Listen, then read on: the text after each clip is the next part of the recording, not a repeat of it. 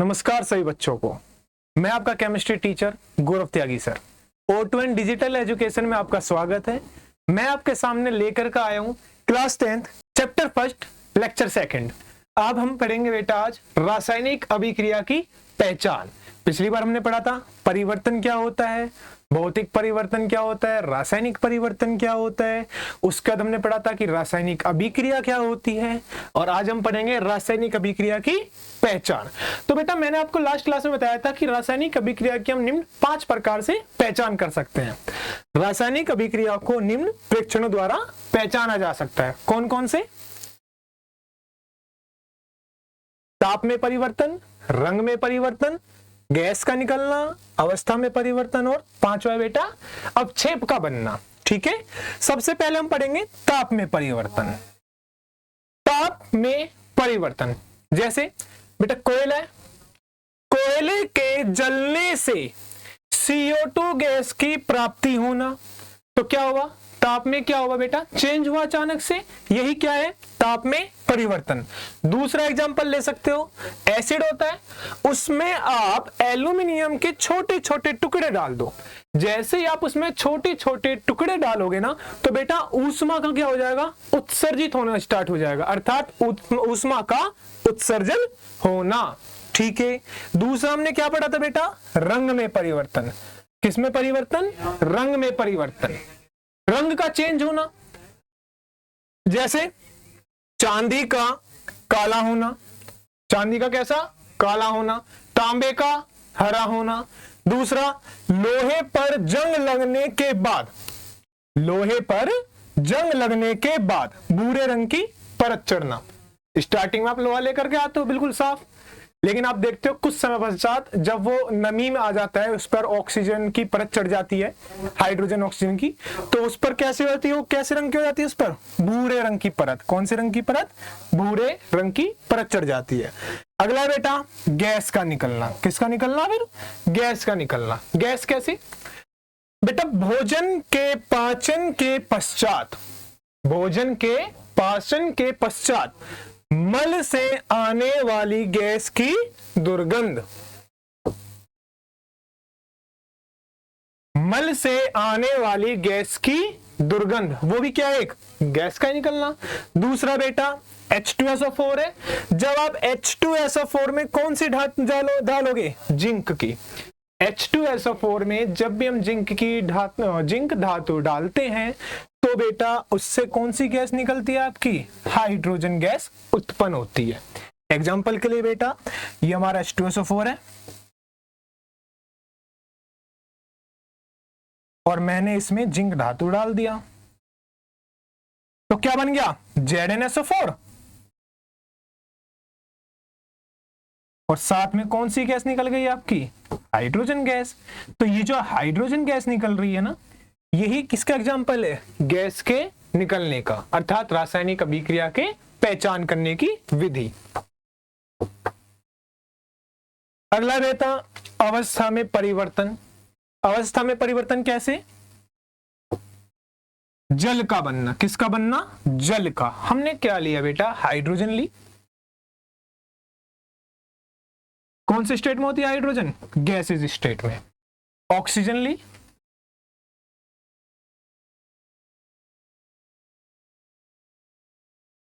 और एक किस में चेंज हो गया? आपका H2O में। और H2O कौन सी फॉर्म में पाया जाएगा? आपके लिक्विड फॉर्म में। तो देखो अवस्था में परिवर्तन, सॉलिड, लिक्विड, गैस, 3 प्रकार की अवस्थाएं होती हैं, एक ठोस, एक द्रव और गैस। तो ये कौन सी अवस्था में है? गैस अवस्था में। ऑक्सीजन भी कौन सी अवस्था में है? गैस अवस्था में। और जब दोनों कंबाइन रिएक्शन करते हैं बेटा, तो क्या बनता है? आपका H2O लिक्विड अवस्था में पाया जाता है। उसके बाद हम पढ़ेंगे अवक्षेप का बनना, प्रेसिपिटेट। प्रेसिपिटेट कैसे बेटा? ये देखो हमने AgNO3 लिया, कौन से सॉल्यूशन में लिया? हमने एक्वस सॉल्यूशन में, जलीय विलयन लिया इसका AgNO3 का, और उसमें हमने किसके कौन सा कंपाउंड मिला दिया है? हमने KCl। जैसे ही आप KCl को AgNO3 के साथ रिएक्शन कराते हो, तो हमें व्हाइट प्रेसिपिटेट मिलते हैं। किसके? Ag क्लोराइड के। कौन से फॉर्म में? सॉलिड फॉर्म में। अभी मैंने आपको बताया था कितने प्रकार की अवस्थाएं पाई जाती हैं? 3 प्रकार की, एक सॉलिड, एक लिक्विड और एक गैस। और अलग से क्या मिल जाएगा हमें? KNO3। उसके बाद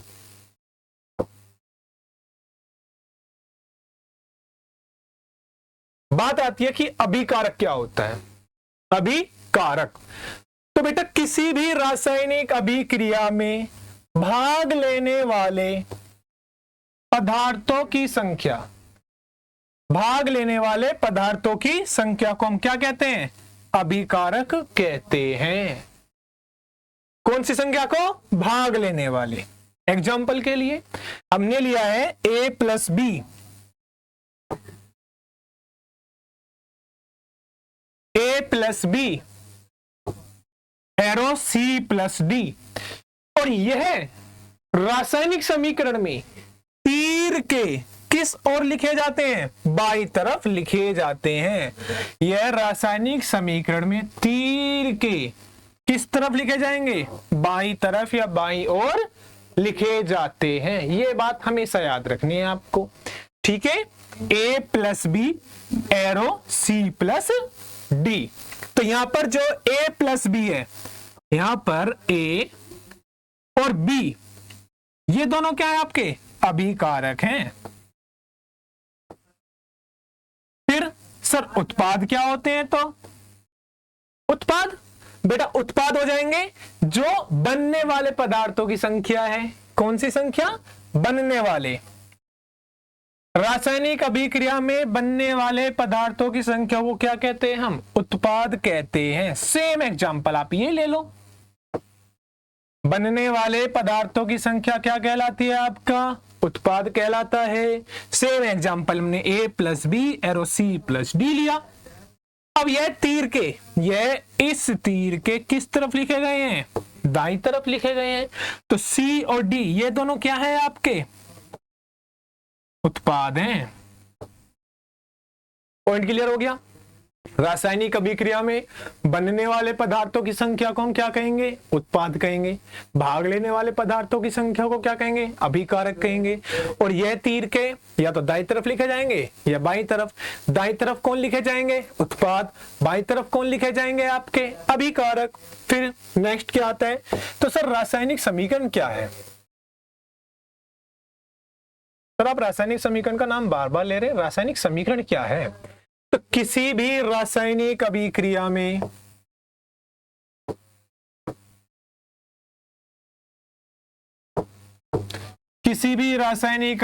में भाग लेने वाले पदार्थ जिसे हम क्या कहते हैं? अभिकारक, तथा बनने वाले पदार्थ जिसे हम क्या कहते हैं? उत्पाद की संख्या को मानक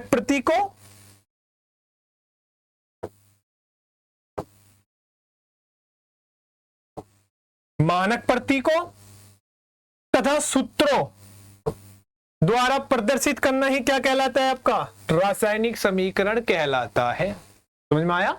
किसी भी रासायनिक अभिक्रिया में जो भाग लेने वाले पदार्थ हैं जिसको हम क्या कहेंगे? अभिकारक, और बनने वाले पदार्थ हैं जिसको हम क्या कहेंगे? उत्पाद। इन दोनों की संख्या को जो हम मानक प्रतीक से प्रदर्शित करेंगे या फिर सूत्र द्वारा प्रदर्शित करेंगे वही क्या कहलाता है? आपका रासायनिक समीकरण कहलाता है। अच्छा, रासायनिक समीकरण को कितने प्रकार से दर्शाया जा सकता है? 2 प्रकार से। कौन कौन से? एक है हमारा शाब्दिक और एक है हमारा सूत्र के द्वारा। शाब्दिक शब्दों में और सूत्र फॉर्मूला लिखना है आपको उसका। जैसे हमने लिया Fe, कौन सी फॉर्म में? सॉलिड फॉर्म में। कॉपर सल्फेट कौन सी फॉर्म में? एक्वस फॉर्म में। तो हमें क्या मिला? यहां से फेरस सल्फेट मिला एक्वस फॉर्म में, और साथ में क्या मिल गया? कॉपर। कौन से फॉर्म में? सॉलिड फॉर्म में।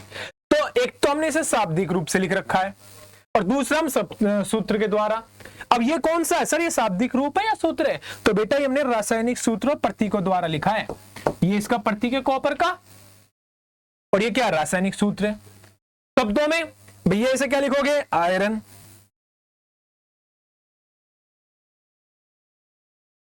इसे क्या लिखोगे? Copper sulphate.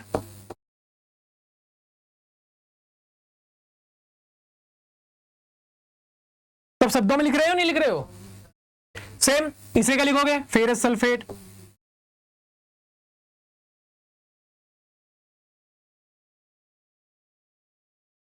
और इसे क्या लिखेंगे हम? कॉपर। तो एक बार रिपीट करते हैं हम दोबारा।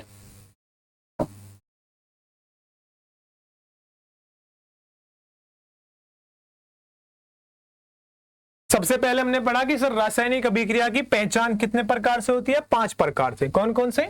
सही बच्चे बोलेंगे। एक तो होता है आपके ताप में परिवर्तन, दूसरा है रंग में परिवर्तन, तीसरा है गैस का बनना, चौथा है आपका अवस्था में परिवर्तन और पांचवा है अवक्षेप का बनना। उसके बाद हमने पहले ताप में परिवर्तन पढ़ा, यानी कि ताप का एक्सचेंज होना। जैसे आप कोयले को जलाओगे तो जलाते ही आपको कौन सी गैस मिल जाएगी? कार्बन डाइऑक्साइड गैस मिल जाएगी। दूसरा आप ले सकते हो एसिड है, एसिड में जैसे आप एल्यूमिनियम के छोटे छोटे टुकड़े डालोगे तो उससे क्या हो जाएगा? ऊष्मा का उत्सर्जन हो जाएगा। मैं इनके सारे एक्सपेरिमेंट आपको बारी बारी करके अपने शॉर्ट्स वीडियो में या वैसे बताता रहूंगा। उसके बाद रंग में परिवर्तन, चांदी लाते हो, देखते हो ना वो काली हो जाती है। दूसरे नंबर पर लोहे पर जंग लगना, जैसे अब जंग लग जाएगा उस पर लोहे पर तो तुरंत वो किस में चेंज हो जाएगा? उसकी वो भूरे रंग की परपट्टी बन जाती है उस पर। आप तांबा ले लो, तांबा हरे रंग का होने लगता है। गैस का निकलना, हम सांस भी तो ले रहे हैं, कौन सी गैस लेते हैं हम? Oxygen gas. और छोड़ती कौन सा गैस है हम? कार्बन डाइऑक्साइड गैस छोड़ते हैं। तो वो भी क्या है? क्या है आपके बेटा? रासायनिक अभिक्रिया की पहचान। उसके बाद भोजन के पाचन के पश्चात मल से जाने वाली दुर्गंध होती है, वो भी क्या है? गैस के निकलने का एग्जांपल है। आप ले लो एसिड, एसिड में किसके? आप जिंक धातु के, जिंक के धातु डाल दो एसिड में। जैसे आप एसिड में जिंक डालोगे तो आपको कौन सी गैस मिल जाएगी? Hydrogen gas. अवस्था में परिवर्तन, अवस्था 3 प्रकार की स्टेट पाई जाती है, सॉलिड, लिक्विड, गैस। अब हमने क्या काम करा? H2O बनाया, यानी कि एक हाइड्रोजन गैस ले ली, एक ऑक्सीजन गैस ले ली, उन दोनों को कंबाइन करा। कंबाइन करते हमें कौन सी गैस फॉर्म मिल गई? Liquid form. H2O कौन से फॉर्म में? लिक्विड फॉर्म में। उसके बाद अवक्षेप का बनना, सेम काम है। HNO3 एक्वस सॉल्यूशन मिल लिया, KCl भी इसमें मिलाया। अब ये एक्वस का मतलब क्या होता है? दोबारा समझो। एक्वस इसे कहते हैं जलीय विलयन।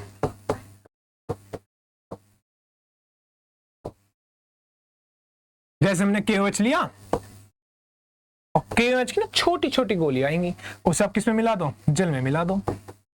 4 से 5 ग्राम KOH कितने ml में? 20 ml जल में मिला लो।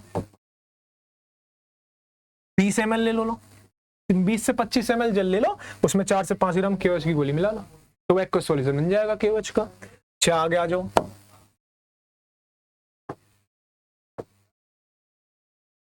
फिर हमने अभिकारक पढ़ा। अभिकारक किसी भी रासायनिक अभिक्रिया में भाग लेने वाले पदार्थ जो होंगे वो अभिकारक, तो बनने वाले उत्पाद हो जाएंगे। अब हमने एक एग्जांपल लिया अपनी ओर से, A + B arrow C + D। तो ये क्या है? आपके भाग ले रहे हैं ना, ये क्या है? आपके अभिकारक। और C + D क्या है? आपके उत्पाद। तो ये जो अभिकारक होते हैं तीर के किस तरफ? बाईं तरफ। और उत्पाद तीर के किस तरफ? दाईं तरफ लिखे जाते हैं। उसके बाद हमने पढ़ा रासायनिक समीकरण। सर आप रासायनिक समीकरण बोल रहे हो, तो रासायनिक समीकरण को हम जो हमारे अभिकारक और उत्पाद होते हैं उनकी संख्या को, किसके? तत्वों की संख्या को या पदार्थों की संख्या को हम जो प्रदर्शित करेंगे किससे? या तो शाब्दिक रूप से या रासायनिक सूत्र से। वही क्या कहलाता है? आपके रासायनिक समीकरण। 2 प्रकार से, शाब्दिक रूप या रासायनिक सूत्र। शाब्दिक रूप में शब्दों में लिख दो, रासायनिक सूत्र या उनके संकेतों से लिख दो। ठीक है। अब बेटा मैं आपको नेक्स्ट क्लास में बताऊंगा कि रासायनिक समीकरण लिखते कैसे हैं, उसे सोल्व कैसे करते हैं। धन्यवाद।